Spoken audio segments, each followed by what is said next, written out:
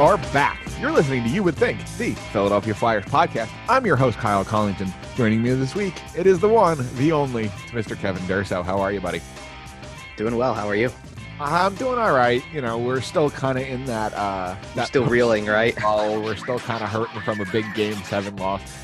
But either way, before we get into today's show, we got a lot to talk about. We got the Western Conference Finals. We got the Eastern Conference Finals. We'll probably talk about that one a little less because we're sour about it. But before we get into all of that, we're going to hit the social medias here real quick. Kevin's got it on the board behind him if you're watching on our YouTube page.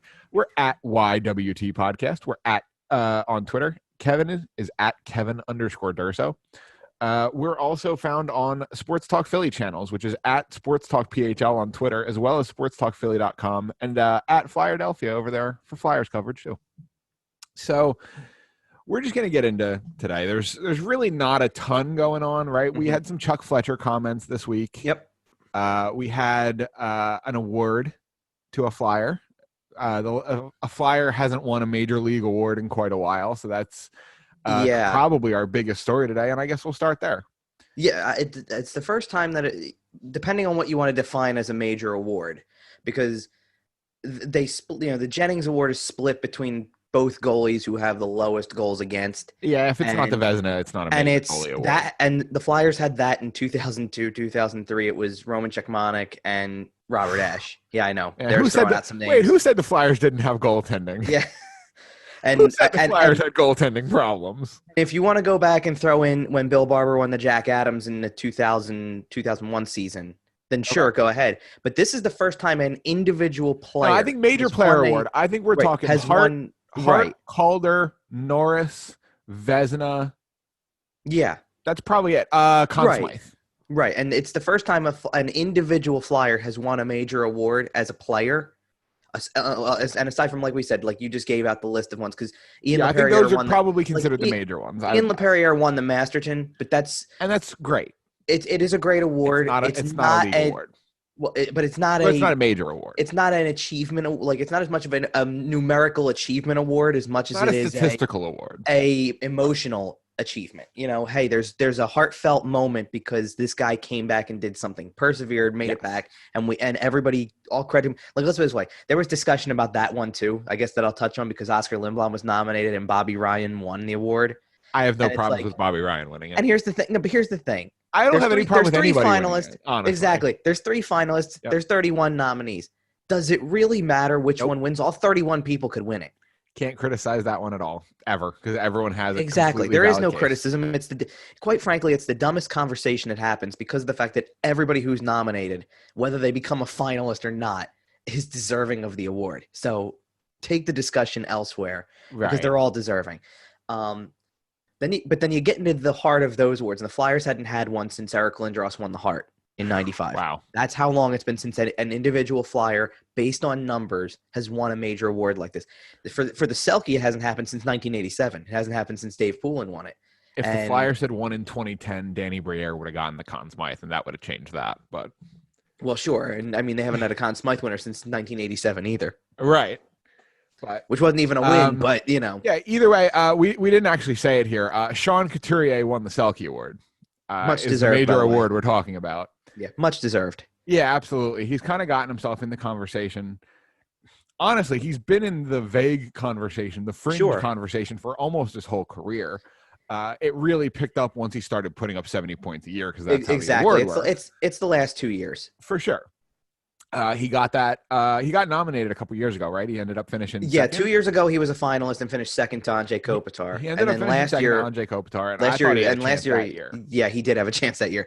Right. And then last year he was sixth. So last year he missed out on the nomination, but still had. Which, by the way, throw out there, he finished sixth in a year where the Flyers used 8 goalies and didn't have a lot of structure and changed everything and not very good. Like, you finished sixth in a defensive category. Like, you know, you're a good defensive player as much as you are an offensive forward. And I believe he was playing through injury for a large part of that season as well. Early on, yeah, because that was the year. That was the year after the original injury that he had against Pittsburgh. If you remember, it took him 20, 30, 40 games to get started.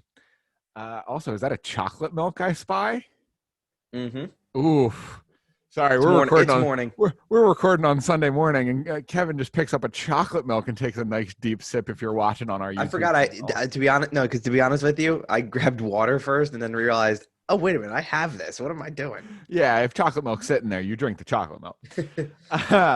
But regardless, sorry, it caught me Yeah, off guard there. all good.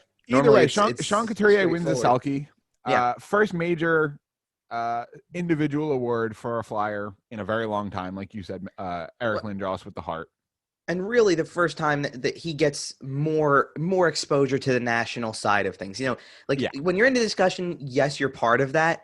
But really, this is now that he's won the award, now that he's got his name to it, just he's got I'm a not chance every year. I'm not trying to call him Patrice Bergeron, but at the same time, you're in a category now where you've won it. Kopitar's won it.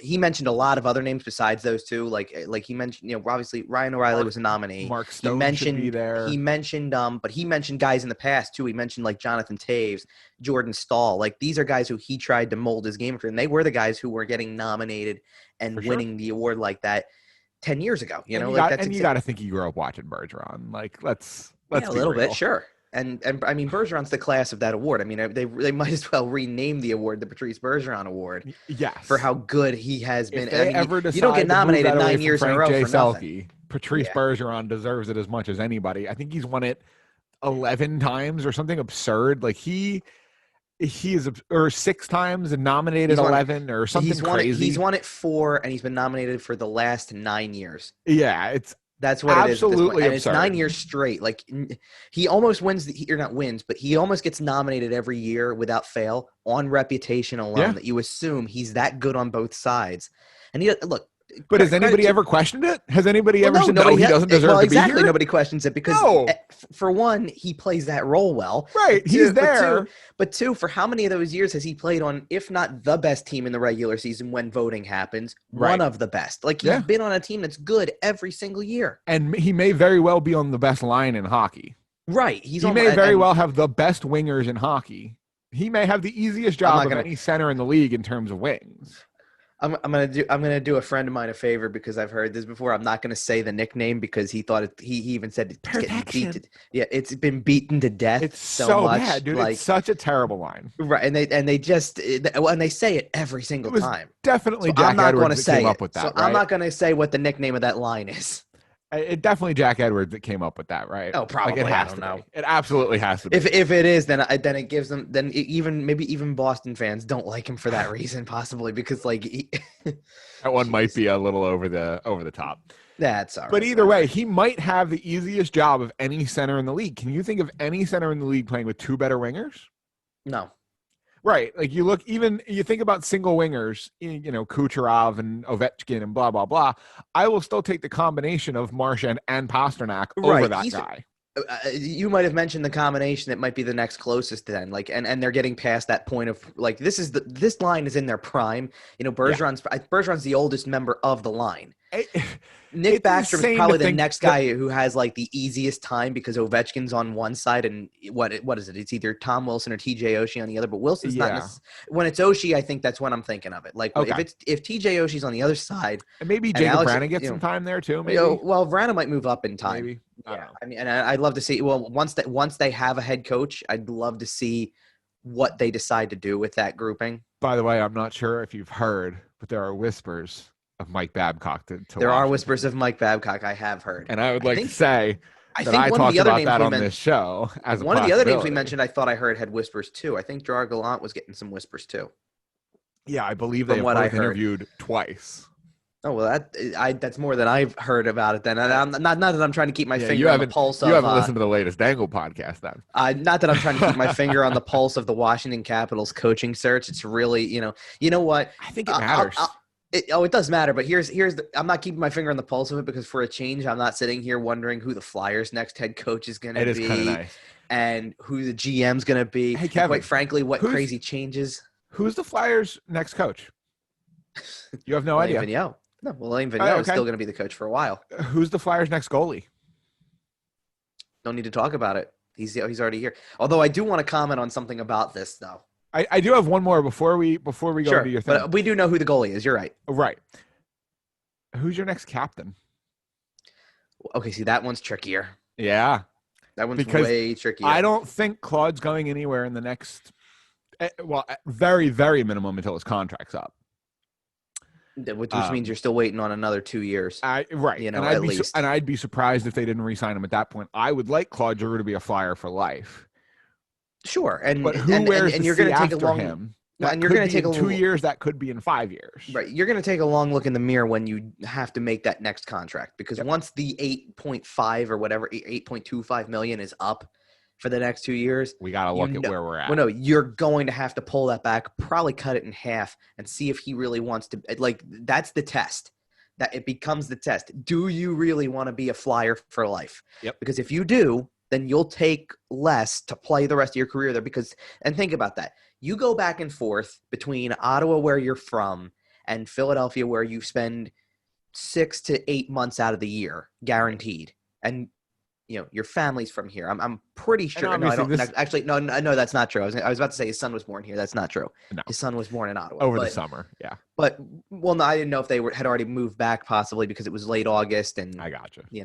Who knows? But no, okay, never mind. And obviously, this is a conversation. But they do live there. But they do live there throughout the year. He's got a. I mean, you always see like anybody who goes on Instagram who follows Claude Giroux's wife knows that they're walking around town all the time, and stuff like that. Like, they've really made it their home. So if you want to be that player with this team for life, and probably, let's be real about it, anybody who plays here for as long already as he has and could go further, you're pretty secure when you're done playing too. Right. Like, you can find work. I'd be curious, and I don't know if we're reading too much into this. I'd be curious if Claude bought a house. Because last I heard was the Flyers put out a video a while ago following him, blah blah blah, game day, whatever. And he lived in an apartment. He was coming back to Philly. Yeah, behind the glass, and he still lived in an apartment because he's living in his. I don't think it's an apartment. I think it's like a condo. Sure, but it's a fancy ass condo. It's not a home. He now has kid with, I would imagine, probably more on the way. I think eventually. I mean, I don't know. I believe they've mentioned that before. Again, I don't know. But if he doesn't buy a house, well, I'm a little worried about it. I'm just saying. I guess. And again, I don't know if I'm reading too much into that, and I'm not going crazy about it. I think you are reading a little too much into it. And I'm not going crazy with the information. Well, because I think that while he's a player and while you have that, like, let's put it this way. This is not a team that has a bunch of guys that say, we're done playing this game. Let's go out to what place should we go out to hang out and play? They don't go to Rexies anymore. Well, no, but his days of doing. I mean, he did that in his day. I mean, when he was 24 years old, when Jeff Carter and Mike Richards were here, right? But now, you don't hear things about that. They go, they play the game, they leave, they go home, and they see their families. And, it's a different era in the NHL. And that's also why it was so talked about when they went to the bubble, when everybody did, because it was. Most of these guys are family men. Yeah. Like, they just are, Yeah, the NHL is a different being than it was in 1986 or whatever. And I think to an extent they do their, not partying, I don't want to call it that, but like they have their fun in that nature, just hanging out with the guys like at the hotel. Yeah. You know what I mean? Like, when you go on a road trip, I think that it's, all right, we're going to dinner and we'll run up a large bill because we can. And the rookie will pay for it. But then we're gonna go back to the hotel. And a lot of, like, you got a lot of the kids who come into the league too. A lot of the 19, 20-year-olds, things like that. A lot of video games. It's video games. They go and they want to play their video games. Exactly. And I don't know if you heard Kevin Hayes. I don't know if you heard Kevin Hayes recently on Spit and Chicklets, but he kind of talked about that. He said guys aren't going out and drinking, leaving practice at noon and drinking till 4 anymore. Like, that's not right. Lunch turns into dinner, turns into drinks at the bar. Like, that doesn't happen as much. Guys are hanging out at the hotel, and he said guys are playing a lot of video games. And it's the kind of thing that it just kind of is what it is. That's kind of where the league has gone. I mean, if you want to reference the same show, when it did Behind the Glass, Carter Hart's walking around going to Whole Foods. Like, okay, okay, great. Honestly, you got stuff to do, and you're going to go do it outside of practice time. Not sure he can do that as easily anymore. Kid's face. You know what? That was before the season. Oh, I know. He had a big season from a recognizability standpoint, I would imagine. I'm not sure if he can go to Whole Foods quite as easily anymore. Yeah, it's I doubt it too, but Um, yeah. So I mean, it's not that kind of style. So yeah, the captain question. That's what we're trying to get back to. Is the answer? Yeah. This was asked before. The station had this asked as a question during like one of their ask segments, and I thought long and hard about it too, because I thought like, and to me, there's three names that come to mind.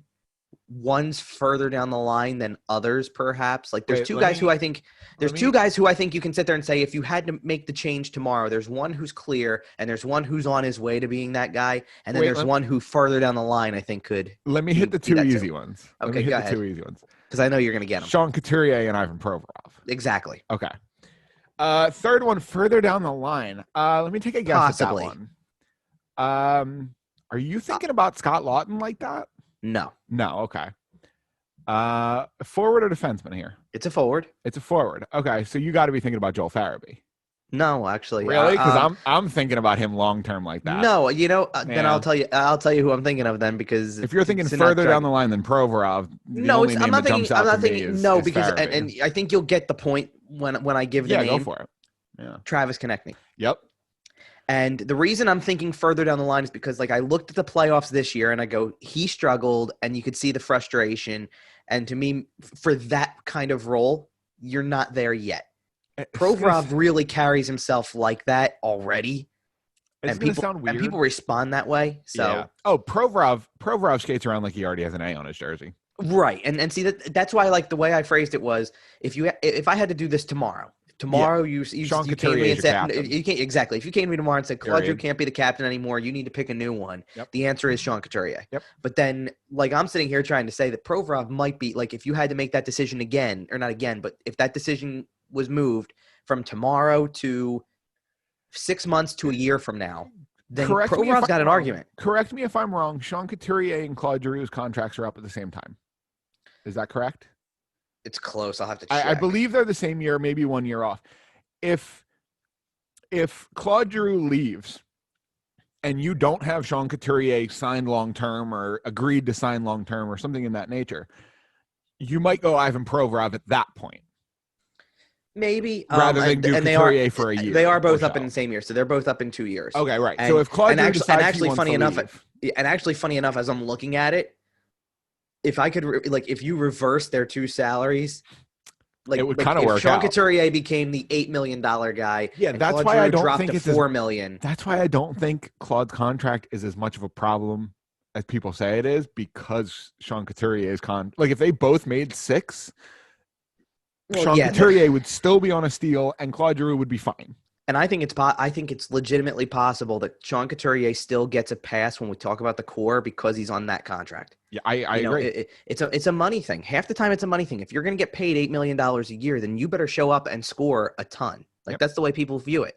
And Sean Couturier in 2 years will be that guy because let's put it this way. Knock on wood. He just won because he just won a major award. Yep. And then and like you mentioned earlier, now he's on the radar. He's going to be nominated every other year, theoretically. But give him 2 more years at 25 to 30 goals both years again, because it's starting to become the expectation for him. 70-point years, whatever. Maybe he sets a new high and gets to 80 at one point. Maybe he turns into a point. Maybe he turns into a point per game player. And next thing you know, he's that. And who knows? Does he throw another? One or two more Selke finalists in there? Another win possibly? Like at some point, who knows? If he throws his name into the ring like that again, and now you're sitting there talking about 2-time Selke winner Sean Couturier in a contract year with 4 straight years of 20 or more goals, which again, skewed number. And I said it that way because skewed number. This year he didn't get to 20. He got to 22 and he would have gotten to 25. So I would have been able to say 3 straight years of 25 or more goals, which could turn into 4 or 5. And the flat cap will be still a problem. Yeah, that's the problem. There's still going to be a cap issue. I'm curious to see how many guys sign 1 or 2 year deals just to kind of break out of the flat cap era and try to hit free agency again. To me, there's got to be a way for them to eventually, not to raise the cap, but to eventually allow players to structure things differently. Yeah, to backload contracts. Because it's one thing to say that about this year, because at the end of the day, I can go look and say, okay, you know what? The Flyers have approximately $9 million of cap space when you take away the expiring contracts. Yeah. And I don't see a lot of work that needs to be done. No, the Flyers are in a decent spot. like in terms of you can still fill out the roster without really tapping much into that. Like No, it's a lot of restricted free agents that you plan to bring back. that you're And not going to have to pay a how many ton of the for. unrestricted free agents do you really need to bring back? You know, the answer is going to be not many. You're going to turn to the next guy in the line, and it's going to be who's ready to take the leap to the NHL. That's what it's going to turn into more, and that's fine. But then 2 years down, like I can only imagine what happens 2 years down the line. And I wrote about it when I did an off-season primer, kind of to give people an idea, and I included the unrestricted free agents and restricted free agents of next year, because you have to think that far ahead. Chuck Fletcher made a really great comment in his press conference when he said something about, for a change, you're thinking 2 to 3 year impact of contracts, not 12-month impact. Right. And we talked about it a little bit on last week's show. I think Scott Lawton and Michael Raffel are two of kind of the bigger names that are up next year, at least up front. And they're pretty much the only two, I think, actually, at this point. Yeah, and then on the back end, is Hag up this year or is he up next year? Hag's restricted. He's a restricted this year. So, and he's restricted with arbitration rights, correct? Yes, he is. So he is. Phil Myers is not. Abe Kubel has arbitration rights as well. Okay, so I think we're going to see it. Okay, Abe Kubel's a decent name up front, too. That's a fairly big name that's up this year. It's a fairly big name, but it's also one that I don't think the market dictates needs to make a ton of money. Like if you're coming off of a year by $1 million type thing, I think that's kind of probably a little more than that. But yes, you're on the right. 1.25. I don't imagine it's going to be. It shouldn't be much more than that. You know, especially for a guy who just made. And especially for a guy who made maybe $700,000, you know, recently, he might make the max you're allowed to make, and still be buried in the AHL. That might be about where he's at. But either way, there's definitely some names that are up. Do you think the Flyers have a problem re-signing anybody? Right, like the only one that's weird for me is, well, there's two. Well, obviously there's Nolan Patrick, because who knows what's going on there, and we'll talk about the Chuck Fletcher quotes about him in just a second. And Phil Myers, because again, how much do you pay for a good season, and how much, you know what I mean? What do you do there? What do you think the Flyers do with Phil Myers? You know, I don't think to answer the first part, I don't think you're going to have problems. Okay. And the reason I don't think they're going to have problems is because I think there has to be, going into this, a big understanding between front office and players alike, agents out there alike. And this is going to be across the league. Right, across the league, that everybody is playing with less money than they expected. Way less money. Way less. Yeah. And that the implications of whatever you do are going to last.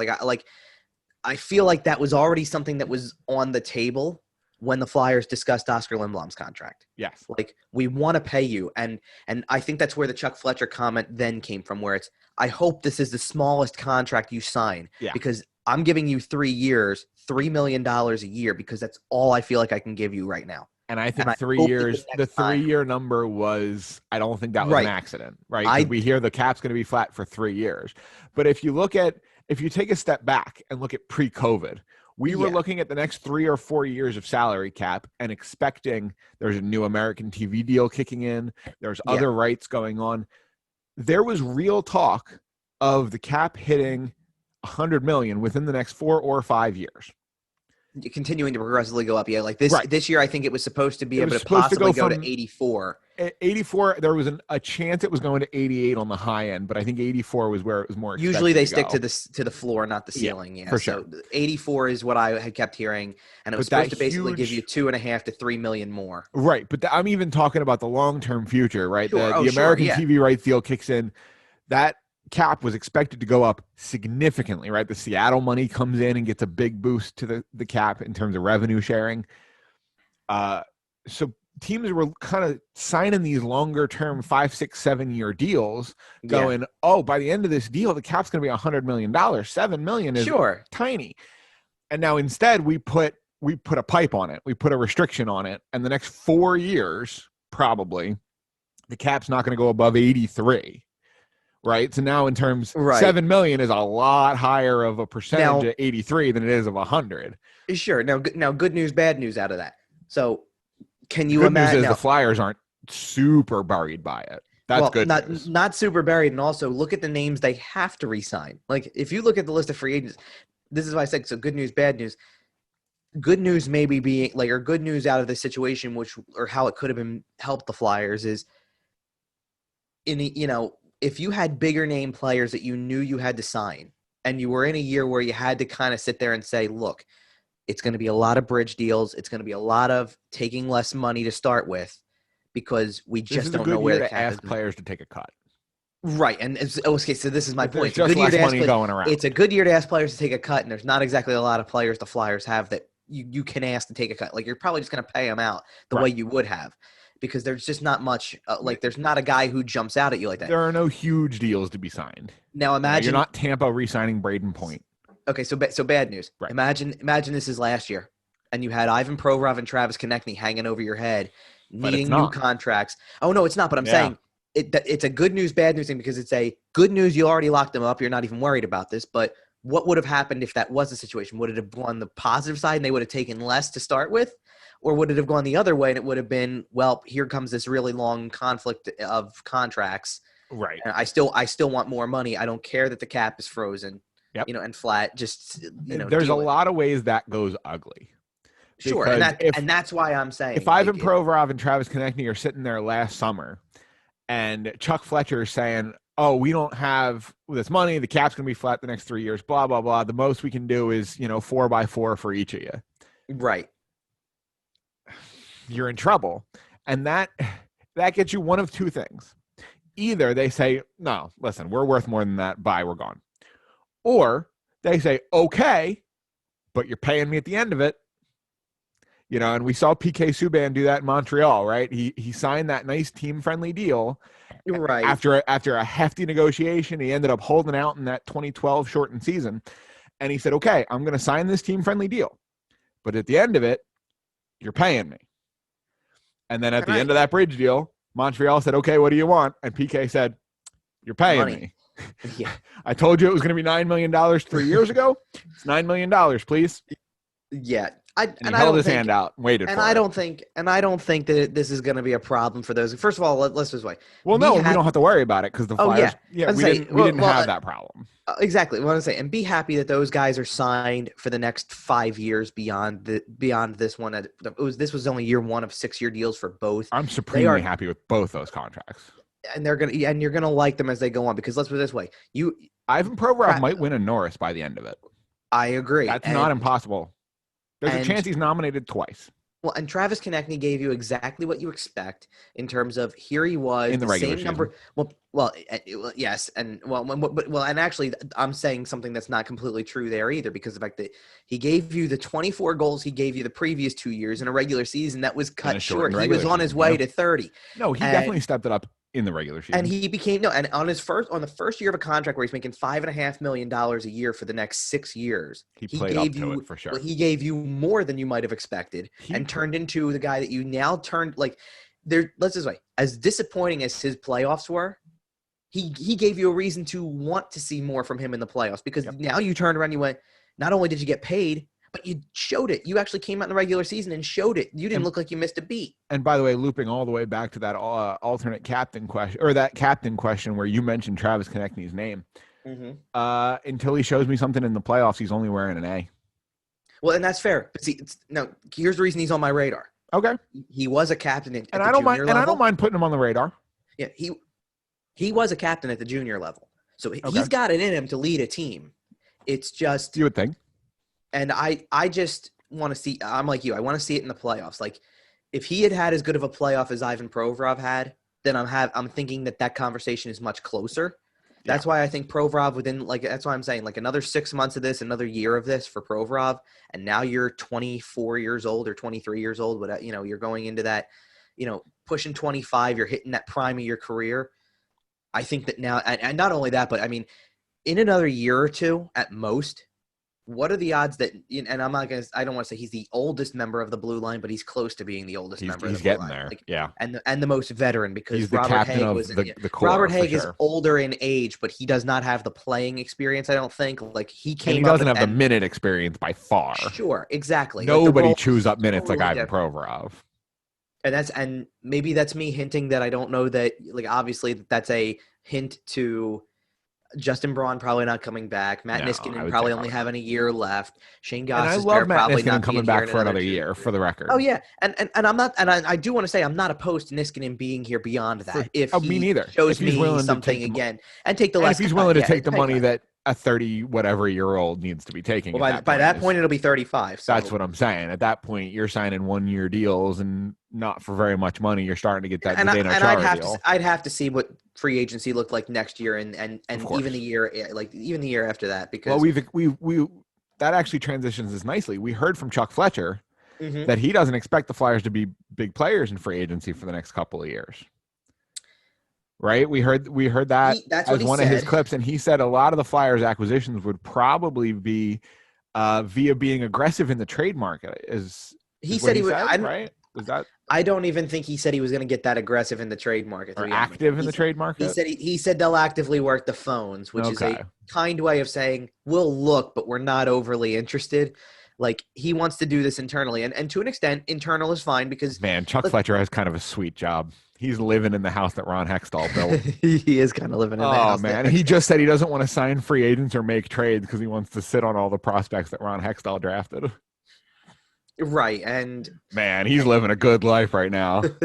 Oh baby. And look, half of it is you want to see them go out and maybe try to get that one guy who you think could be a difference maker, and then the other half of you is saying, who are we trading for him? Well, no, not even that. But the other half of you is saying, don't make another JVR deal, and in his case, don't make another Parise or Suter deal. Like, just sit back and maybe sit this one out.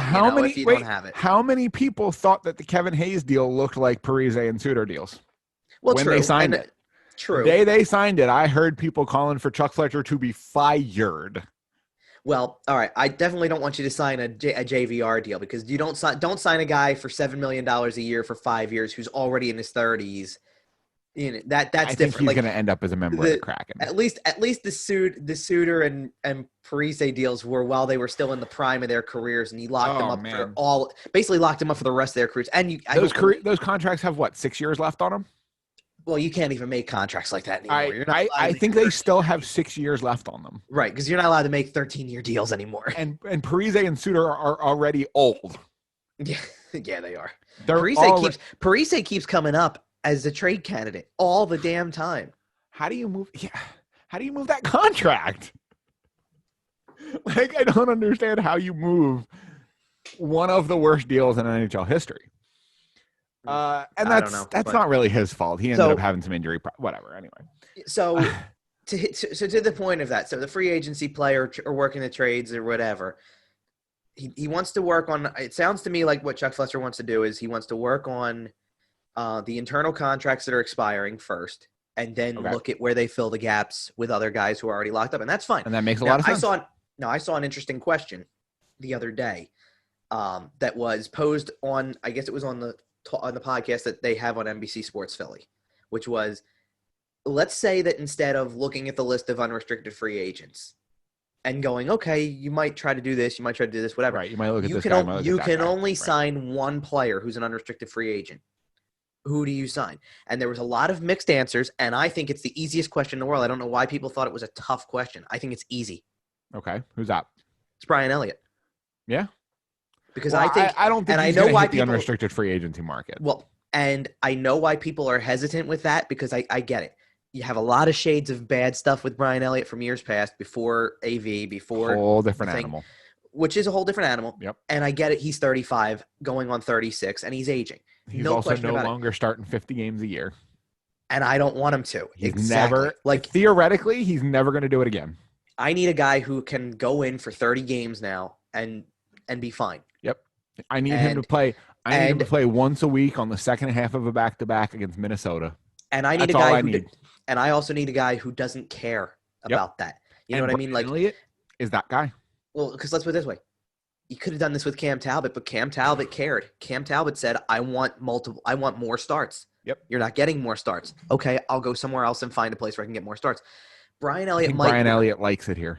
I think exactly. Yep. And I'm thinking at this point in time that here's a guy who this is almost talked about family men earlier. This is a family man. Brian Elliott's a family man. Oh yeah, he is.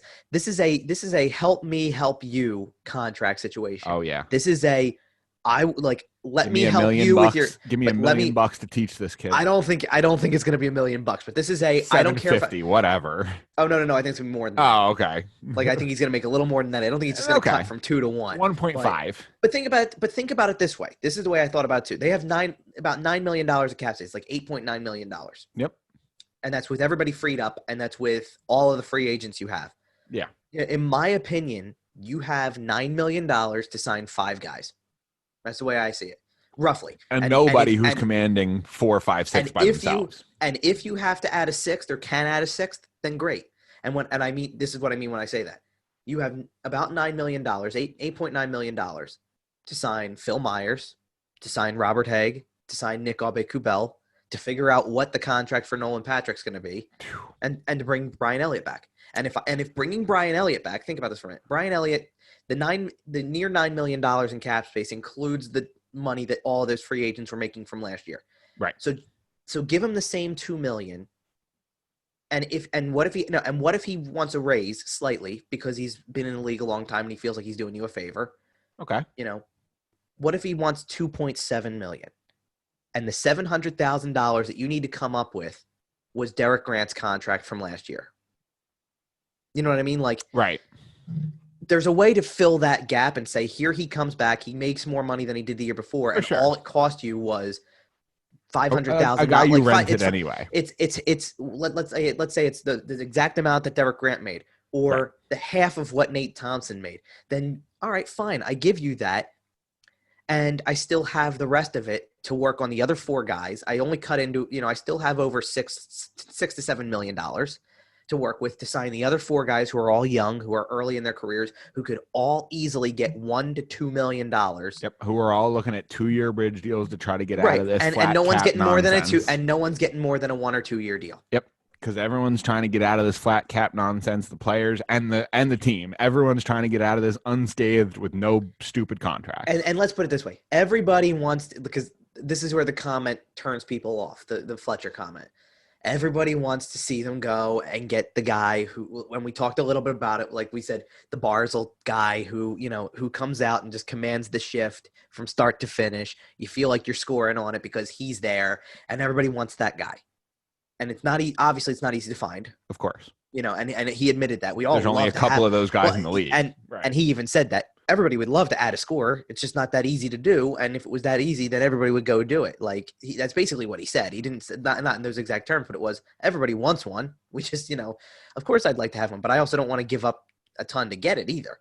You could bring back the same exact team almost as this year.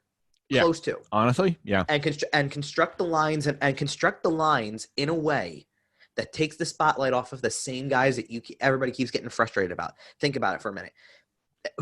At the end of the year, when the season ended last week, were we really talking that much about how Sean Couturier hadn't scored much in the playoffs? Not really.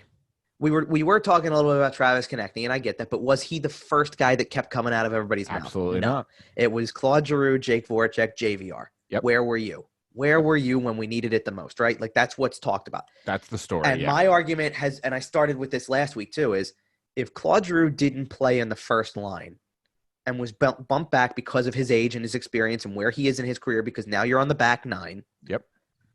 Is he the focus anymore? If you put, Couturier's on the top line and Konechny's on the top line, and you throw somebody else there, and I'll mention a name which we already mentioned last week.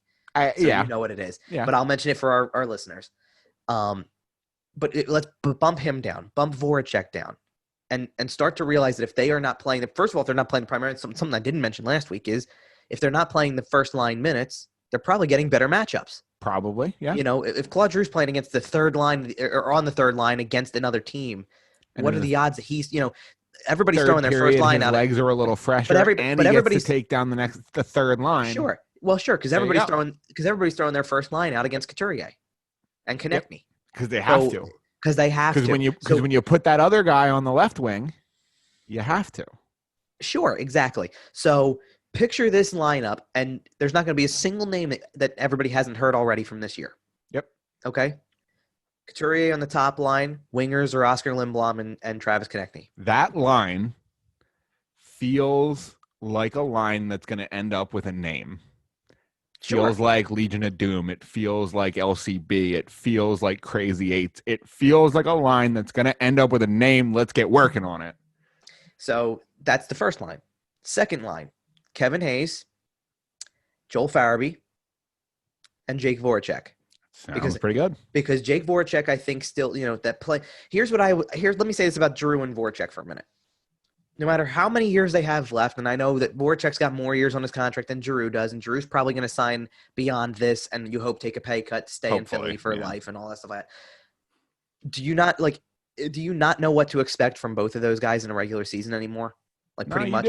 Claude Drew is going to give you 15 to 20 goals and about 50 to 60 points on average every year. He might give you more. He might give you around that. And I will point out that through the first two lines, you have not mentioned his name yet, correct? Correct. Okay. I'm just making sure that we're on the same page here. No, and Jake Voracek gives you 10 or more goals a year and 40-plus assists every year without fail. So you know what to expect from them. You hope that they figure something out. And maybe this also doesn't mean that they're involved on the first power play unit. Of course, yeah. Mix and match, figure out what works best, figure out who's hot at the right time. Claude Drew is not coming off the first power play unit for a while. Right, but even then, if you get it clicking a little bit, because they did have moments in the regular season, they were a good power play unit in the regular season, and sometimes it for large stretches. And believe me, I want to talk about this later because I want to talk about other teams that have good power plays and good special teams. Yeah, we'll talk about have the Dallas high Stars. Expectations and aren't scoring goals. Yeah. Literally, there's a team out there that's saying the exact same things the Flyers were 2 weeks ago. So third line, Claude Drew finally comes into the picture on the left wing, by the way, because I prefer him on the wing with Morgan Frost and Nick Aube-Kubel. Okay. And Aube-Kubel is a little bit more interchangeable. I'm just throwing him up there. There's a name I'm missing. Yeah, there's a name I'm thinking about that. I'm surprised you haven't said Scott Laughton's name yet. Okay, because as much as so I don't like Claude Drew on the right wing, and I think Scott Laughton's more of a left winger also. Okay. And here's a thought too, because I hear where you're going with it. I'm just curious. This is me thinking opening night of next season, and there's what about putting Farabee on the right side and putting Laughton there on the second line? I like Farabee for the little bit more of experience that he has being in the top six. Okay. I think. Well, no. I'm saying putting Farabee on the right side of the second line and making that second line Laughton, Farabee, Hayes. I worry about Laughton being a top six guy. I feel like Laughton's got to be Laughton's got to be a middle six guy to me. And I get that. I don't mean to bump him to the fourth line here per se. It's just kind of where he ends up on a very good team. Right. Well, and here's the other thing too. To this point, I'm leaving Nolan Patrick off of the four lines. I think that's you have to, and making him the extra until I see him back. I mean, by the way, a note on his contract: is there any chance that it's just basically a 1-year extension of his ELC? They just signed him to 1 year, same terms, essentially. It seems like it would kind of make a lot of sense for everybody involved. I don't think it's going to be the same terms per se. 1 year sounds very reasonable. That sounds like it makes a lot of sense. Maybe $1 million. $1 million sounds better because you can't give him any more than that, right? And listen, all right, I agree. Yes, you can't give him more than that. Here's the problem I have when I think about this. Everybody out there's a lot of people out there who are ready. And by the way, I do want to say something about this because I get it. He didn't play last year. He's been in and out of the lineup before with concussions and things like that. And I get it. And he's been close since October. Right. But listen, for everybody out there who labels him a bust, who is critical of that or whatever, think about the way you are with Oscar Lindblom and how you could have on the day that he got diagnosed said, done, career's over, done. Yep. You could have been that. And instead we all backed him and said, he's coming back at some point. We know he is. He's a fighter. He'll be fine. He'll be back. Yeah. And then he did come back. Don't have that hopeless despair for a 22-year-old the way that you didn't with a 24-year-old. You know what I mean? This is still the dawn of his career, and I understand he's going through this. And Chuck Fletcher, by the way, finally admitted that or hinted that it may have something to do with his concussion history. Okay. And we kind of all... Which at least makes it feel a little bit better, and I get it. It doesn't make me feel better, though, because concussion... Well, the comment's vague. Because the comment was vague. Well, and how many careers has post-concussion syndrome Oh well, sure. derailed, right? You look at even in the Flyers' recent history, LaPerriere's on the bench. I would say, you want to do recent history, or do you want to just look up at the banners and pick the last guy who got his number retired? Like, that's a career that was cut short. Chris Pronger was kind of in that ballpark. Like, we have watched, if that's what it is, and that's where Nolan Patrick's NHL journey ends. And I don't want to say that because I don't want to say that 22. I don't think it is where it ends. But if it is, that's a real shame. It sure it is. Hopefully Absolutely. it's not. Obviously, I don't know if he'll ever be 100% of what he was. This might be something that plagues him forever. It's just one of those things, right? You talk about 88. You just brought him up. Yeah. After a couple, you're never the same. And look, we all want to see Nolan Patrick be what everybody thought he could be. Absolutely. And I just think it's too soon to give up on him completely. And I haven't. No. And that being said, I'm not willing to, I'm like Chuck Fletcher here. I don't want to throw him into a discussion of who the top 12 is going to be, because how do I know that? I mean, and here's the thing. Even if I could, I think I'm still putting Morgan Frost in the third spot, and I'm putting Patrick in the fourth. I like Patrick at 4C. By the time the season kicks back off, he won't have skated in almost 2 years. And there was a good thing. There was a good point that I saw about the Flyers when it comes to fourth line center, because we always sit there and we've been saying for a while, oh, you don't want him to play fourth line center because that's a role. You don't want Morgan Frost to be your fourth line center. It makes no sense. The way they balance the lines, though, they just roll four lines anyway. In terms of ice time, is much closer than ever before. Like, how many times did the third line play dominant minutes in this playoff run? Where we talked about it. Well, not just in the playoffs, how but often was Nate Thompson on the ice? And it wasn't just a playoff thing; it was an entire season thing. That's just how Alain Vigneault runs his bench. Right, exactly. But since in other words, this isn't Dave Haxtell anymore, where the fourth line is getting 6 minutes a night. Right. This is 9 to 10 minutes a night, and it's still somewhat valuable to be helping the team in that way. Yeah, it's definitely a role. Because what Alain Vigneault, go out there and waste some time. Because what Alain Vigneault has showed with this is that he's not afraid to put the fourth line out for longer if they're the ones driving things. Like, definitely. Obviously, there are times where we watch it and during the playoffs we're going, oh my goodness, Nate Thompson again. Nate Thompson, get off the ice. Right, come on. I yelled at him more than any other Why Flyer him again when he's not driving it any more than this line is. So put your better player out, right? But there are games we've watched where you sit there and go, wow, Michael Raffles on your fourth line, and boy, they're really going tonight. They've gotten 3 good scoring chances. I think you got to keep going right now. Yeah, and then they do. And then Alain Vigneault almost always does. Or you play to the strength of the team, or not strength of the team, but you play to the strength of the game, which is if they've emerged in the third period with a 3-1 lead and you can still roll all 4 lines, and you're going to do it. Yep. And then one of those guys is not getting poor minutes. They're getting valuable minutes because they're trying to protect the lead. Yeah, a lot of teams use their fourth line and some even their third line as kind of time wasters while their top 6 rest. Right. And Alain Vigneault is not one of those guys. No, he's not. And going back to your lineup, it's not supremely top heavy, right? Like, you have Claude Giroux on the third line, you have Scott Lawton on the fourth line, and I don't think you ever read off your fourth line. No, I'm going to.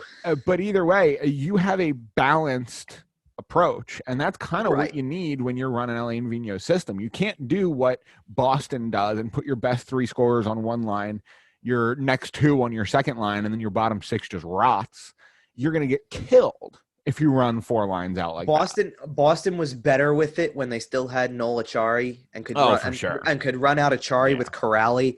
Like, holy crap, what a fourth line that was. That was wild. That was a dangerous fourth line, and when they lost one, it makes a difference. I think that's a lot of the reason they didn't make it further in the playoffs this year. So temporarily, I have Scott Lawton centering the fourth line. That's why I didn't put him on a wing. Because temporarily I have him centering one. But if Nolan Patrick's there, I assume that Nolan Patrick plays 4C and Scott Lawton swings out to the wing. He swings out to the wing, and again, depending on the flexibility of the play, I'm assuming that based on what I saw, Lawton always played left wing, or Farabee always played left wing, and Giroux's always played left wing. So I'm not going to put them on the right side if I don't know that they play it. So if I don't know that they play it, then I don't want to assume that. I'd love to sit there and tell you, Scott Lawton, of course, is a third liner on this team. I imagine Scott Lawton is versatile enough that he could probably play on the right side if you needed him to. Probably. Well, he's just got that toolbox, right? He's just got that thing. He could. But so the other, and who are the other ones I'm missing? So Michael Raffles on the fourth line also. Okay. And then trying to remember who else I had on the fourth line now. By the way, I'm surprised Michael Raffle made it through this decade without getting an A on his sweater at some point.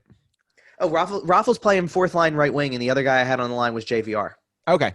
On the left. Okay, so who comes out if Patrick's available? Probably Obey Kubel on the third line, and you just move some things around. Either Obey Kubel or I'm even willing to go Raffle. Okay, yeah, I don't mind Raffle as a Raffle or the guy who was already coming out of the line to begin with. It could be JVR. I see that. Yeah. It's an expensive, healthy scratch, but I get it. Like, if he doesn't fit, I really just feel like JVR is just not a fit for this team anymore. You think he's gonna Andrew McDonald a little bit here, just in terms of his contract and the time left on it, and he just doesn't. He's not gonna go down. I mean, like not go down to the minors, but I think he's gonna go to Seattle. I think even if it costs, I think he's the most likely to go to Seattle. I think the Flyers are going to be very high on the list of teams most likely to trade a first-round pick as part of the Seattle process. Possibly, yeah. And I don't necessarily think they want to, but I think I don't think they want to. Chuck Fletcher doesn't want to give up assets, but you do that to get rid of a JVR and save Scott Lawton or even a guy like Michael Raffle, honestly. But you got guys coming up that you got to protect, and we're not that far away from that, right? Like, Seattle's after next season, whenever next season is. Yeah, and I mean, to me, there's only two guys on the roster who I think are likely to go to Seattle at this point. Like, if you can, I mean, look, people are. By the way, you probably just signed Brian Elliott to 2 years now so that you have him for Seattle, because you have to have a goalie to expose. You do, but I don't know any team that's going to go out there and necessarily take him, because by the time you would, he'll be 36 going on 37. I don't think you take him, but the Flyers need someone to expose. So I think we talked about Brian Elliott as a free agent this summer, and I think maybe you get his number down for stability if you're getting him over 2 years, or maybe you just sign him 2x2. But either way, I think you probably sign him for 2 years so you have him to expose for Seattle. I mean, in another year too, they could always they could sign Alex Lyon for 2 years and say, you're right. and say, here, do you want him?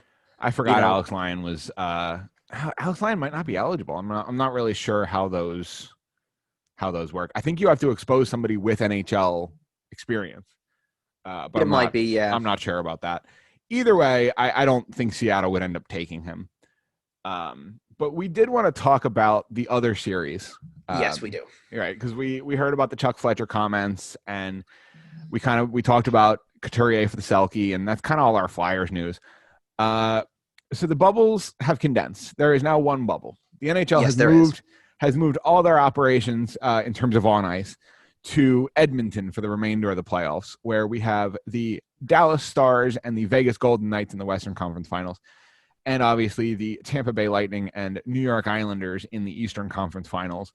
And boy, did they start off the Eastern Conference Finals strong. Tampa Bay put up 8. I'm doing so well with my picks, aren't I? Listen, I don't have any remaining teams on my original bracket, so it has gone poorly. I think I had Colorado, St. Louis, and Philadelphia, Washington as my Final Four. Wow. So it didn't go great. But have you been watching these series? What do you think? What do you think about Edmonton hockey? Well, I think it's been pretty good, all things considered. I mean, it depends on which series you want to talk about, I guess, because I know that there's thoughts on one series over another. Well, the thing is, I'm still just a little salty at the Islanders, and when I saw that they lost 8-2, I was pretty happy about it. Oh, I know. No. Like, here's what I'm saying about that. Like, to me, the Eastern Conference Final has delivered on what I expected.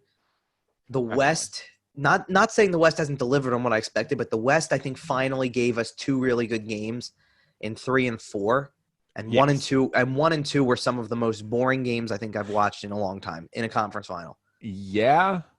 And listen, game 1 of that series, I think is a mold of what is working for Dallas.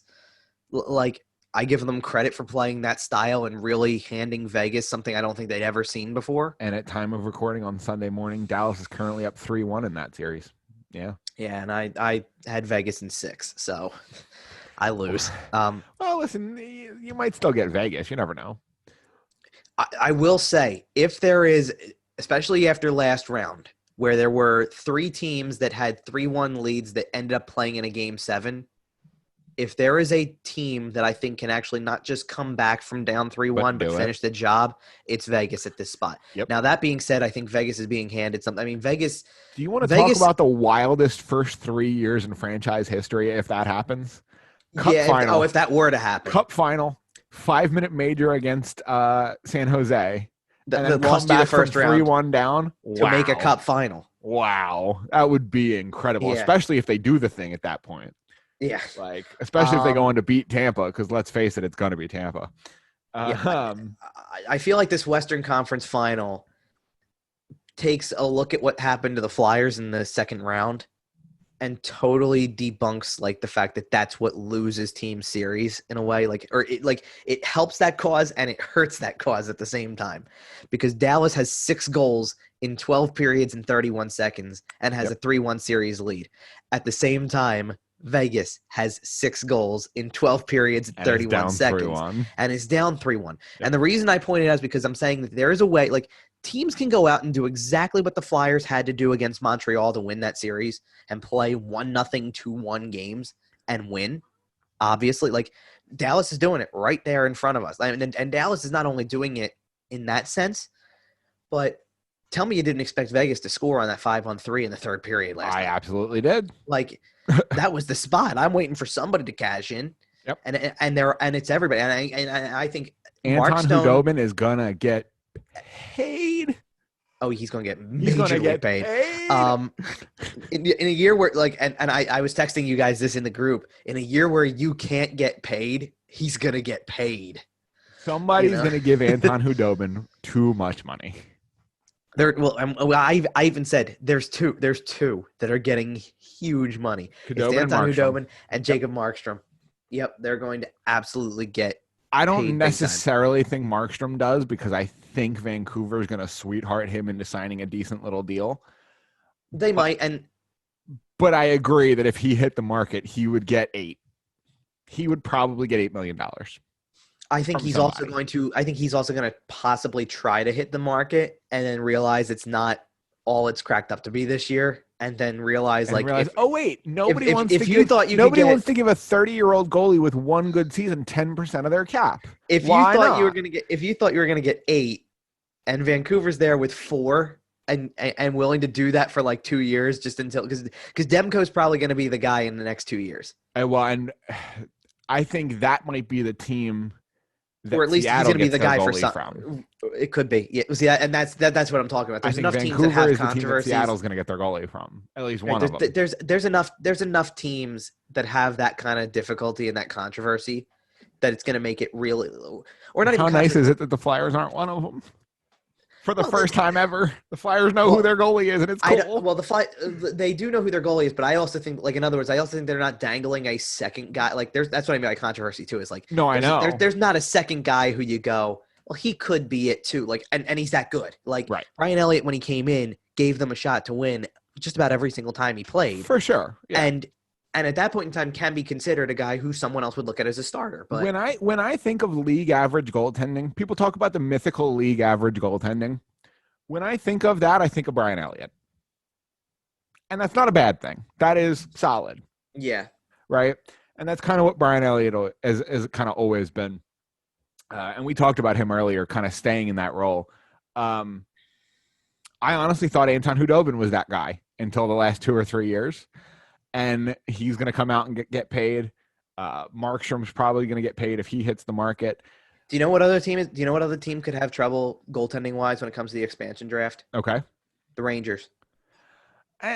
Yeah, I don't even know if that's so much trouble. I think that takes they're not trouble, but I think because they just get, here you go, you make the choice for us. Well, no, and I'm saying that in the sense that Lundqvist not even being a part of the picture, but you go back and forth between Shesterkin and Georgiev, and both of them look pretty good. You know what I mean? Like that's just one that I can see. You know, that I can see being something. And Yeah, I just don't necessarily think they look at it as a huge problem because I think the Rangers like both guys pretty evenly. No, And I think the Rangers are going to protect the younger one. They're going to protect yeah, they'll. Shesterkin. Well, it depends on kind of how the upcoming season goes. Well, yes, it does, but You that's know, who that's my guess today. Is that's who they would protect. Yeah, I would probably agree with that. But so you think the Stars finish this out, or do you think the Vegas does actually come back and maybe force a game 7? And where do you think we go here? I think Dallas finishes it off, and I think they finish. First of all, I think they finish it off because it's fresh in your mind. You just like Dallas has done, and I saw a tweet about this, and I think it's a good point. They've done a really good job, especially from a coaching change in the middle of the year, by the way, to adjust to playing styles. They had to play one way at the very beginning. They've done a fantastic job managing momentum. When they played in the first round, and I'm trying to remember who they even played in the first round. It feels like it was like a year ago. The way the first round. Oh, it sure does. Their first round was, I'm looking it up really quick because they played Calgary. Okay, yes. And Calgary had moments. They upset Calgary. A lot of people had Calgary coming out of that. Yeah, I'll say. And Calgary won game 1. Yep. They won game 1, and then Dallas actually Calgary won game 1 and then won game 3. It was 2-1 Calgary after 3 games. And then Dallas just came back with one after the Dallas has been a resilient team, and I don't think enough people have talked about them. Sure, I don't think so at all. People have looked at the West, and they've been talking all playoffs about Vegas and St. Louis and Colorado and blah, blah, blah. And all of a sudden, sneaky Dallas is up 3-1 in the Western Conference Finals. But Calgary was going to be one of those teams that tried to work you a little bit, that wanted to bring a physical edge, and they withstood that, and they won that series. Then you had Colorado, who is all offense all the time, and it's speed, it's transition, it's counter attack, it's everything. And Dallas adjusted to that somehow. And yes, did they get burned in games 5 and 6? Sure, they did. And look, let's not take away that Colorado was 3 minutes and 40 seconds away from winning game 7 and pulling off that comeback, and they came right back down. It doesn't matter. They came right back down. They scored another goal. So their resiliency level is really good. And you look at the veteran leadership on that team. It's through the roof. I tweeted this out. I tweeted this out last night because I said Jamie Benz had an outstanding series and playoffs. Yep, he's not even remotely close to the team's top Conn Smythe candidate. And we talk a lot about captaincy on this show, and Jamie Benn shows better than anybody else. It doesn't matter how much you produce; it matters when you produce. In a lot of ways, and you got to produce. You got to produce volume, but sure, when you produce matters more. And he has shown it, and he's been fantastic, and he has been the epitome of captaincy through a playoff run. He has, and you know what? I'm going to look up a couple of their numbers too, because to me, let's put it this way. Here's another thought behind it. Look at their point production in the playoffs to this point, and Jamie Benn's got 17 points in 3 rounds of the playoffs, and I guess this includes the round robin as well. Right. But all right, so 3 round robin games, a 6-game series, a 7-game series, and so far 4 games. So that's 17 playoff games plus it's 20 playoff games. So 17 points in 20 playoff games. Denis Gurianov has come in, I don't want to say from out of nowhere, because he was a former first round pick. So he was a Dallas first round pick. Yeah. But he's come in and become a goal scorer. And realistically, hasn't done any of it in this series from an offensive standpoint. That line has been shut down. Yeah, exactly. Joe Pavelski is having one of those veteran step-up moments. And that's your biggest move. That's the biggest move they made. It's one of them, yeah. And you know what? You almost start to root for this team for that reason. I'm rooting for this team. This might be his shot right here. I'm rooting for this team. Might be it. Get him a cup. But then I look at the 2 names that sandwich those 3 in terms of point production. Okay. Miro Heiskanen has 22 points in the playoffs. Picked right after Nolan Patrick. Yeah. We had to go there. And then John Klingberg has 14 also. This team plays so well from the back end. So good.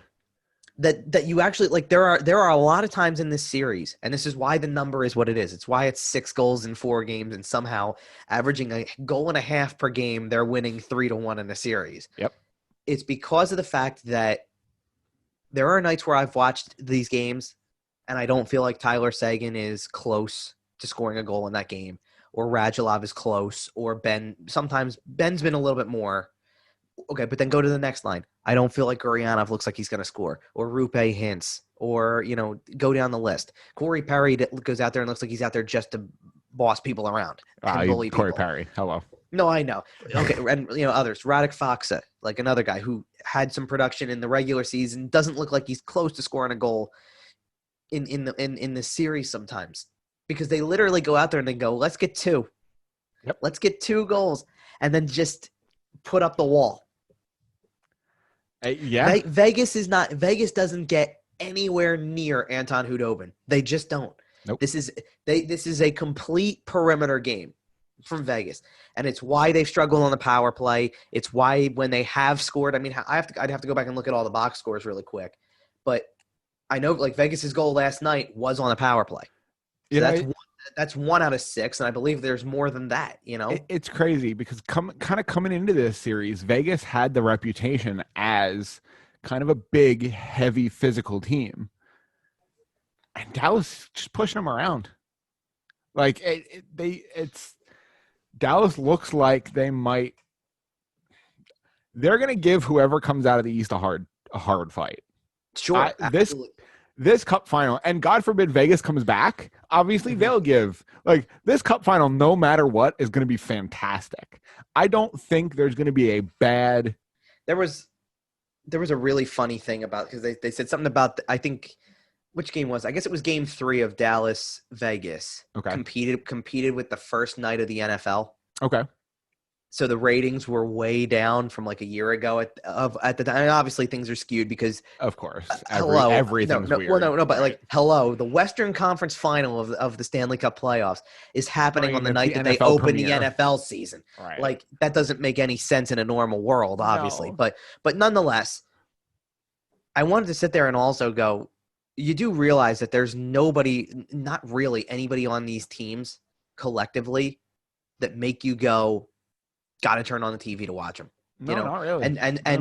And Tampa's one of the closest, because Tampa's got Kucherov, and Dallas might have Stamkos back. Listen, and Dallas has, Dallas still has the Seguin Ben combo, which yes, they have You'll star draw power a certain on their market. Team.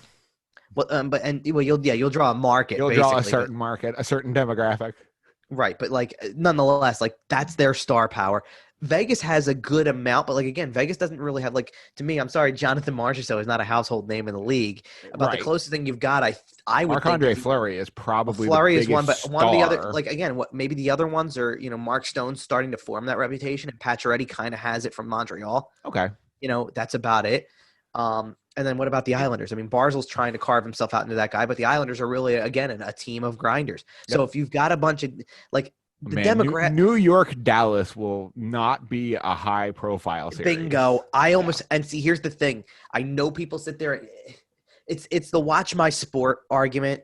Oh my God, we can't have an Islanders Stars final because no one will watch it. I'll be watching it and I will be watching it alertly, knowing that if that's what it is, it's the two teams that picked a style that worked for them in this playoff run. And we've seen a couple of teams kind of go towards that style. We've seen a couple of teams play that style, right? And that's how you got there. I mean, it's just it's how they got there.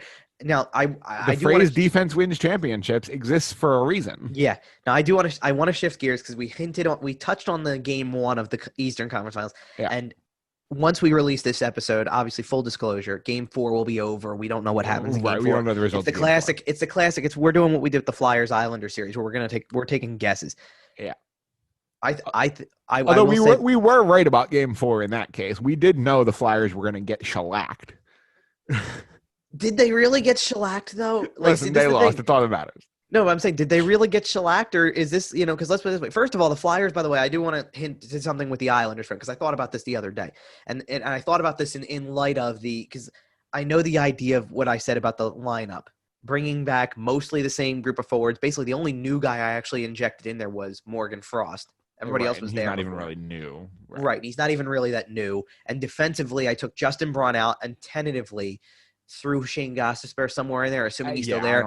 I don't mind that at the moment. With the thought behind it, if anybody else were to leave for whatever reason, I guess it would be Mark Friedman. I guess it might be Igor Zamula. Yeah. If Zamula's ready, I'd like to see what he can do. Well, that's what I'm saying. Like, it might be if that's the way it's going to go, it might be that kind of internal competition. Yeah, we'll see how. Yeah, we'll see what camp looks like. But I'll be interested to see that battle in camp. But I looked at it and I thought about it because I'm like, if Oscar Lindblom comes back the way that he was at the start of this year and becomes a player again, no reason to think he won't. Well, exactly. Unless he can, I'm saying from an ability standpoint, he'll be there at the start, but from an ability standpoint, like, I don't know how eagerly you put somebody like that on your first line when he's played 2 games after a cancer battle. Fair. I want him there eventually, but I don't know if he's going to be there. Couturier will, Konechny will, and then balance the rest of the lines out. I want to see Joel Farabee another year older. I sure do too. I want to see if Scott Lawton carries some of this over. I want to see Abe Kubel play the same kind of role. I want to see Konechny take another step even himself. I have a bit of a hot take about Joel Farabee here, real quick. Go ahead. If Joel Farabee plays with the line you proposed, Kevin Hayes, Jake Voracek, he scores 25 goals next year. I'd take you up on that. Okay. In a full season, I'd take you up on that. I think you're not too far off for sure. And I think there's a chance he pushes 30 and he really starts doing special things. I think something else needs to happen for that to happen, and it has nothing to do with him playing with somebody or anything like that. I think he needs to add some size for that to happen. If he can come back, a possibility, and that's why I think he's going to do. That's why I think it's a good chance he's going to do it because he's a determined kid and he's going to do what he has to do. On a line with 6'5" Kevin Hayes and big old Jake Voracek, there might be room to spare for Joel Farabee, whether he adds size or not. But okay, so here's where I was thinking this though too. So take some of the core guys out of it without mentioning the names of everybody that gets talked about. Bring back a group that has Oscar Lindblom at full health, presumably. Travis Konechny emerging to a top role. Joel Farabee, who's 20 years old, who just got his first playoff experience and didn't look terrible. Yep. Nick Aube-Kubel. Again, Morgan Frost. All these types of guys. Think about them. Think about the guys who maybe to come. If you have Nolan Patrick back at full health, if you can tap into another one of these prospects who's lingering down below, go to the defenseman. Provorov still not even in his prime yet. Sanheim Myers back, not even in their primes yet. Zamula in the waiting. Things like that. And even if you don't take Zamula in the waiting, take Zamula out from that grouping I just said. I just gave you 9 players that are all going to be on your team next year. Yep. Oh, hang on a minute. I'll jump to 10 because I forgot the goalie. Yep. So Carter Hart, 22. Yeah, and that's exactly 10 of the 20. And that's exactly how I fill my roster out when I'm playing NHL 20. But you put all the young guys up top so they get the experience and the ice time and they grow. But this is why I was talking, or I wanted to talk about it from this kind of the standpoint, because yes, I know 2 weeks ago when we were sitting there preparing ourselves for 3-1 down in a series to the Islanders, we went kind of doom and gloom. Oof, and last year we were still sitting there licking the wounds from the end of the season. That's why it's such a promising team, because I just gave you half of your 20-man roster potentially without tapping into and think about it. Your names. And I didn't mention Sean Couturier. I didn't mention I kept Scott Lawton out of it even. I kept Claude Giroux and Jake Voracek out of it. Yeah. I didn't want to touch those guys at this point because I don't want to say that. And again, by giving those, I didn't say Kevin Hayes. Right. So what I do, I just gave you 5 more. And oh, by the way, Sean Couturier is in his prime. Yep, Kevin Hayes is in his prime. That's 2 more who you expect big things from. And now I'm going to Giroux, Voracek, JVR. If Giroux, Voracek, and JVR become 13, 14, and 15 in the names that I mentioned when talking about this team, they're on a very good Matt Niskanen path. and Brian Elliott are in there too. Obviously, assuming you keep Elliott. Now we're up to 16, 17. I'm asking for 3 players, 3 to fill out the roster, and you can fill out 3 with whatever you want to go to. Great, right? That's what I'm saying. So you can fill out the 3 with. I didn't say Robert Haig, and I didn't say Shane Gostisbehere, and I didn't say, Michael Raffel. I do have one more take about hot take about next season's lineup. Okay. I believe next season will also bring us the return of Ivan Provorov and Shane Gostisbehere as your top pair. Possibly. I don't know. That is a very hot take. And you know what? After what I saw from Ghost in the postseason, I don't know if I'm upset about that.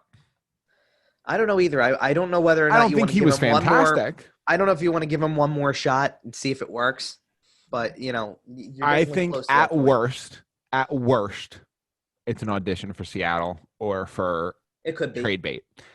But either way, So I want to tie that into the Islander series for a minute. So because we made it sound like, with the doom and gloom talk and licking your wounds after the series is over, right. it feels like they're a mile away from getting that point.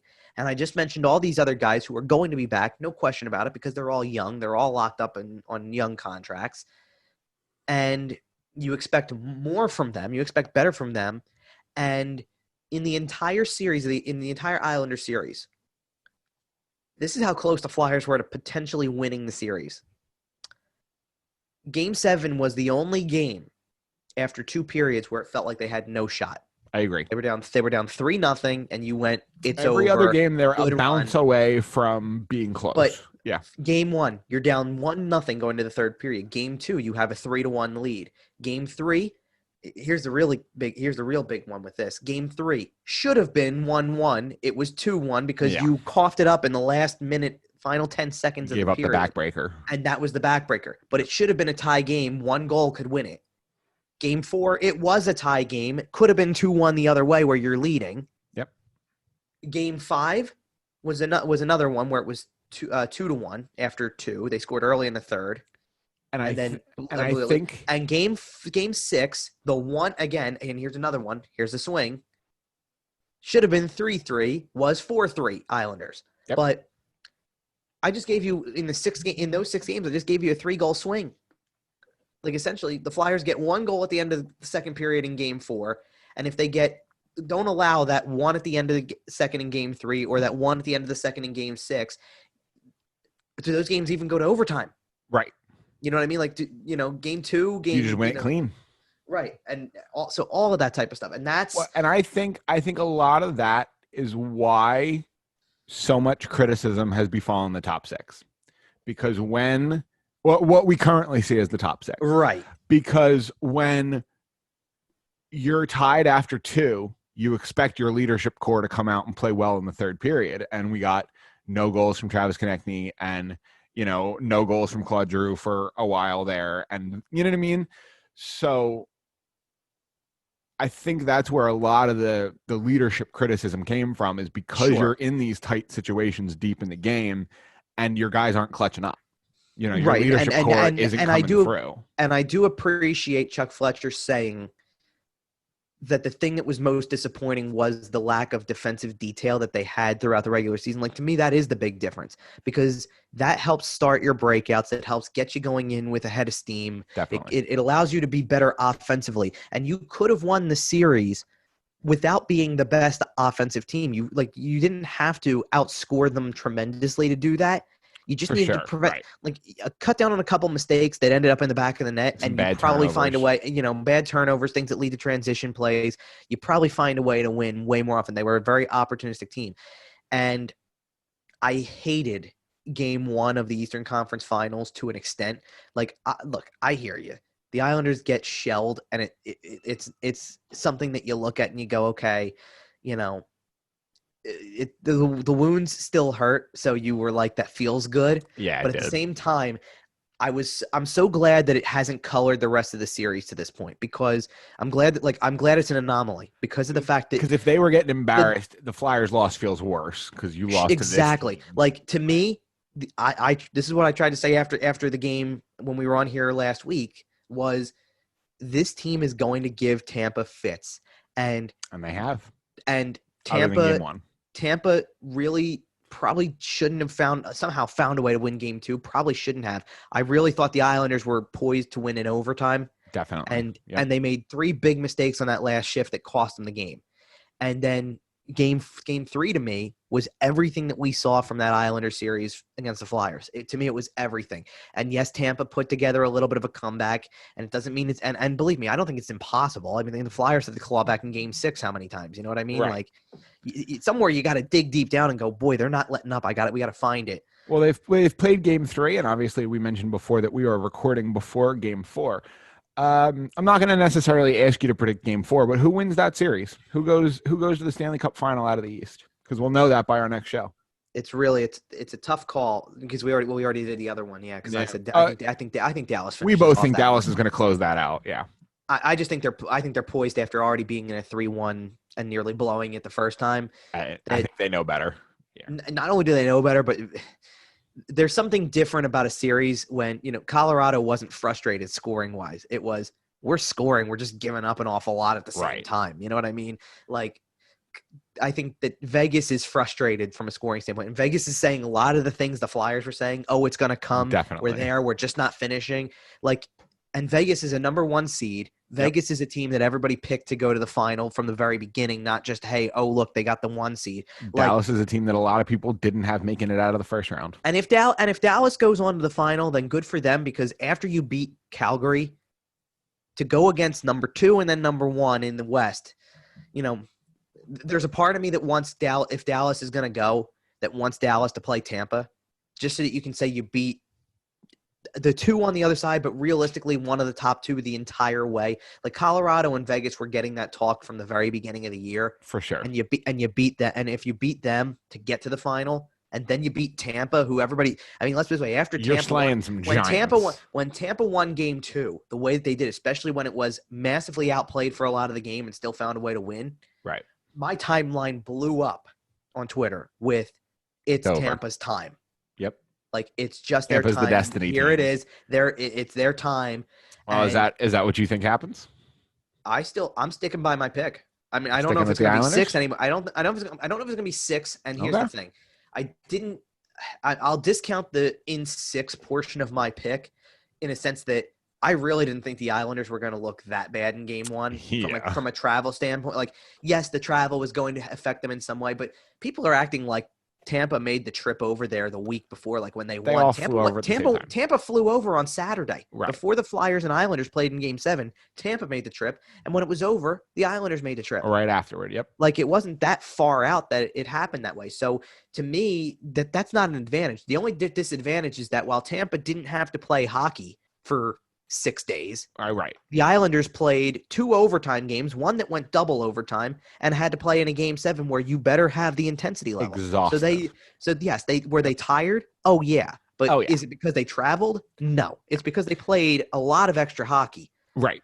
I mean, let's just like the Islanders bordered on an 8-game playoff series against the Flyers. Yeah.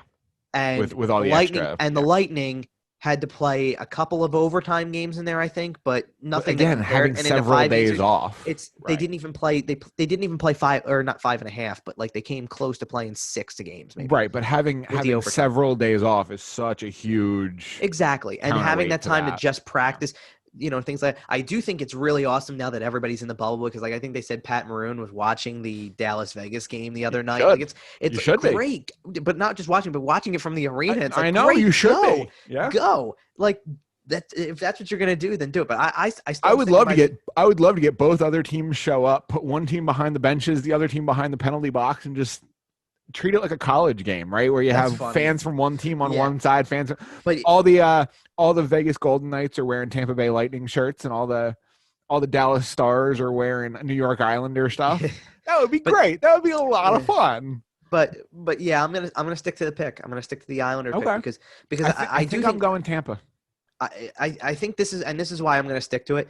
I think that after game 2, Barry Trotz basically said like it's gonna turn. I think is what he said. Like it's gonna turn. They're wearing them down. Right. And I've never believed somebody more when using something that could have been used as like a cliche to a sense. Like I've never believed somebody more when he said it, because of the fact that, like, to me, I thought that game 2 was so much closer to what we had seen, and the fact that it took Tampa everything to get 2 goals in that game.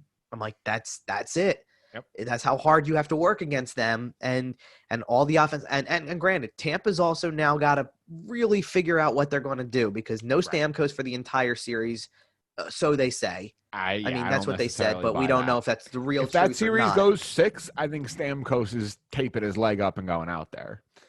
And then the wondering about Braden Point and if he's good. They obviously, the game that they did. Let's just think about the impact of the game where they lost Killorn to the suspension, because that happens in game 2. They find a way to win, and by the way, find a way to win with going from 11 forwards in the lineup to 9 because Killorn gets tossed and Point gets hurt, and there's now 9 forwards playing, and they found a way to win that game. 9 forwards without Braden Point and Alex Killorn, and still no Stamkos, obviously. So talk about that's a line of its own. You could put Stamkos, Point, and no, they're all centers. I get it, but you could put them all on a line and sit there and say, "Listen, look at our power play. Look how awesome it is," and Point or whatever.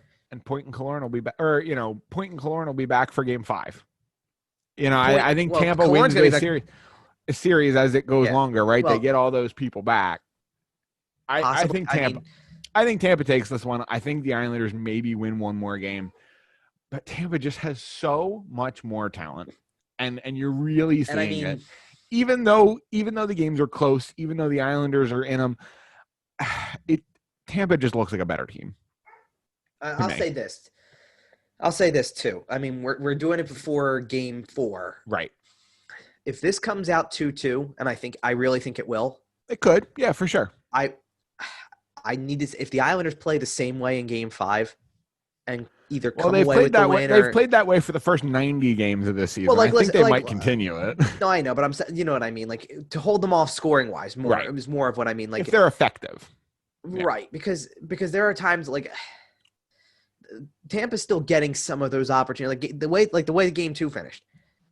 That's a partial breakaway late in the game, and then Andre Palat right in front of the net by himself. That I don't know how it was stopped, but it was someone got a piece of it, and then you still didn't cover properly, and left only one of the best goal scorers on the planet standing there waiting for a one-timer. With 7 seconds left. 7 seconds left in the game, right? That's a heartbreaker. But I do think that this is. I mean, like I said, I want to take the game length out of this. The Islanders can absolutely win tonight and turn this into a 2-2 series. This is a 7. This feels like a 7 in my mind. That would be awesome. Now after Game 3, you've got them frustrated too. For Tampa. Sure. Sorelli really knows how to stir the pot when it comes to that stuff, and Hedman just went in there all right, fine, screw it, let's just do this part of it then, because Kucherov didn't look like he really wanted any part of that stuff. He was just trying to disrupt the goal. No, and I think that's why Hedman got turning around. And not only that, but even Matt Martin with the fight at the end, there was no real reason to have that fight, but man, does it set a tone for Game 4, and it's awesome that it does.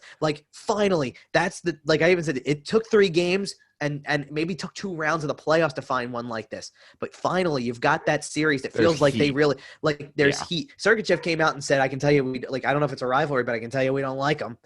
Boom. There it is. That's what I want to hear, though, in the playoffs. I don't like any guy on their team. Sorry, I had to make the reference. Whenever I hear it, I have to make the reference. But either way, Game 4 of that series is tonight, and I think that series looks like a lot of fun as we go here. It's actually this afternoon. Oh, it's it will be this afternoon. Yeah, so that's why I said when this drops, we're going to already know more likely going to know the result. Yeah. Well, unless it's in triple overtime. But either way, brace yourself for triple overtime, everybody. Either way, maybe you can listen to this show between the intermissions and get your you would think fill between the intermissions of this overtime tonight. Either way, you can come back next week. And in the meantime, you can find us on Twitter at YWT Podcast. Kevin said next. Yeah, go ahead. Kevin is at Kevin_Durso. We're also over on Sports Talk Philly at Sports Talk PHL on Twitter. And we can be found on sportstalkphilly.com. You can also follow their Flyer coverage at Flyerdelphia over there. And we're also every other place you can find podcasts: Facebook, Instagram, Podbean, blah blah blah. We're everywhere. Yes. All that stuff. Like you said, next week by the time we're back, we're going to know the Stanley Cup final. We will know the Stanley Cup final matchup, and we are running out of season. So as the shift kind of looks forward to beyond the season. We do have a little bit more playoff hockey, and some of that's today, and we'll talk about more of it next week. Yeah, you know what? The other thing I think I want to throw out really quickly is that the dates for the draft and free agency were finalized. Yes. Talk about a quick turnaround whenever the Cup final is over, because I think that the Cup has to be awarded by October 5th. The draft will be October 6th and 7th. If I calculated correctly, I think that the final, like the day of Game 7, if they do it the right way, is going to be October 4th. Yeah, I think I heard that. If I mapped it out properly, the original date was October 5th. I believe it slid up to October 4th. The draft will be the 6th and 7th. Yeah, and free agency is the 9th. You can win the Cup and 5 days later sign with a new team. Well, but can you imagine? But see, can you imagine a team like like whether it's Vegas, Dallas, Tampa, or the Islanders? But can you imagine if it's one of those teams that you win the Cup and wait a minute, you have 5 days to tie up the loose ends of the unrestricted free agents? You better sober up quick, bud. Yeah, right. Well, teams might get some team-friendly deals in that one. The GM better sober up quickly. That's all. Well, we're gonna. But you don't think Lou Lamoriello is gonna be going on that hard at that point in time? That man. Well, we will see if Lou Lamoriello has a chance to pop champagne, and we'll be talking about that next week to see if they're in the Stanley Cup final. Yeah, we'll see. And until then, we'll see you guys later.